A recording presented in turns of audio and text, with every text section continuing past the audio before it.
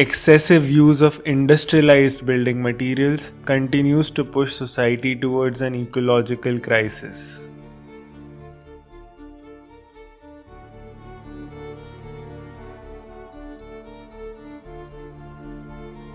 There is a rise in natural calamities such as forest fires, which demand more resilient construction methods.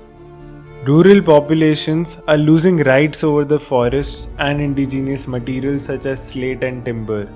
The limited material palette adds to the complexity of construction.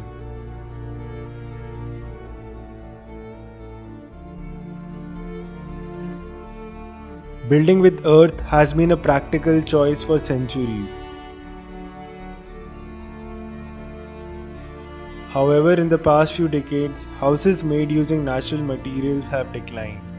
Government policies label earth, bamboo, and thatch houses as kacha, which means weak or temporary. This has led to bias against these materials.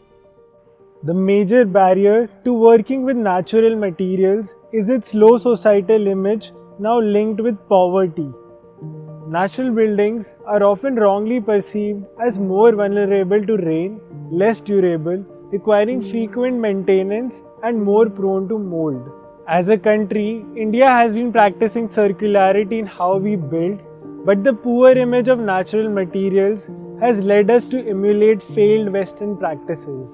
This kind of architecture doesn't make us any happier and affects our physical and mental health. German architect Anna Heringer recently apologized to the Global South on behalf of architects at the UIA World Congress of Architects in Copenhagen, saying, "I'm deeply sorry that we even colonized the dreams of how a good home is supposed to look like, and that we make you and anyone else in the world believe that imported and industrialized materials are superior to the local indigenous ones." Linda Smiley, the author of the book Hand Sculpted House, writes in her book, "It seems that most architects, engineers, bankers, developers, code writers, and local building officials are all part of a giant conspiracy to fill one another's pockets at the expense of the householder and of our hard-pressed environment. The system works best for them if we buy their rectilinear, industrially processed building components." By 2030, UN Habitat estimates that 3 billion people, about 40% of the world's population, will need access to adequate housing. About 60% of the buildings required for this century haven't been constructed yet, and most of them will be in the global south. This crisis is an opportunity to radically rethink our built environments. We are on a mission to reinstall people's belief in the vernacular materials.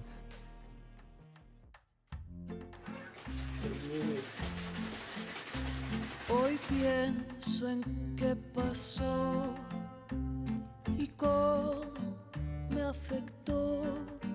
If you're not building in the floodplains or in freezing climates that receive no sunlight, we believe cob is and has been the ultimate material.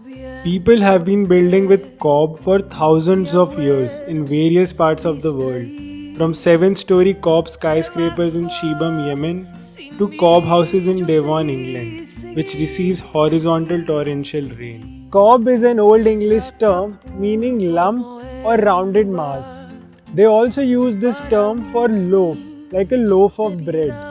It is bauge in French and Wellerbau in German. Cob is a mixture of clay soil, sand, straw and water, traditionally stomped or preferably danced upon and mixed by foot in a community.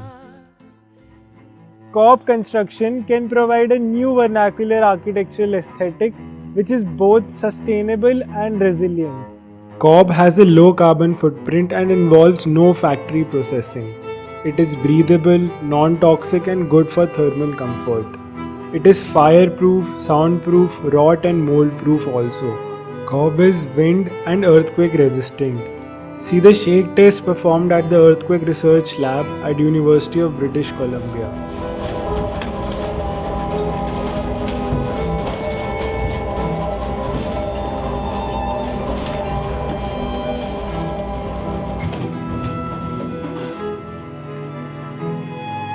It is democratic and inclusive. It can generate local employment for unskilled laborers.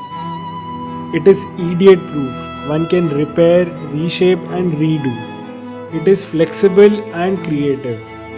Cob construction incorporates straw, which offers an eco friendly solution to the environment problem of pollution from stubble burning. Cob is a valuable addition to vernacular architectural practices, especially for the remote regions. Cob keeps the house cool in the summer. In winter, the cob walls act as thermal batteries.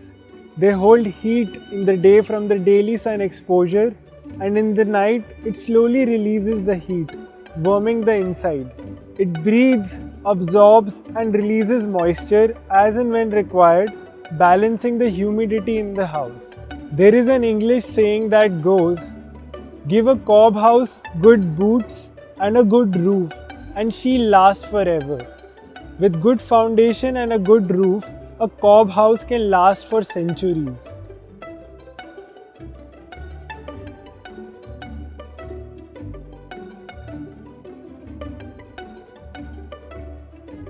As natural builders working with natural materials, we have dual responsibility. Working with local materials, context, and labor is not enough. We need to craft buildings that are beautiful and technically sound, creating structures that evoke emotions and a sense of desirability. With cob, you can build alone, in pairs, or with a community.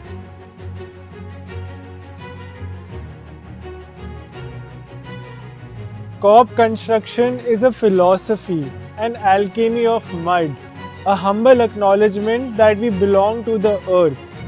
As we transform the mud, it transforms us within.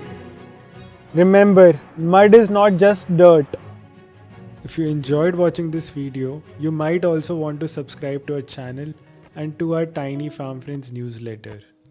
Every Sunday, we share a tiny email with tips, insights, and resources to help you pursue your dream life in the countryside and build your dream home naturally, even if you don't have a land. Try it, it's free.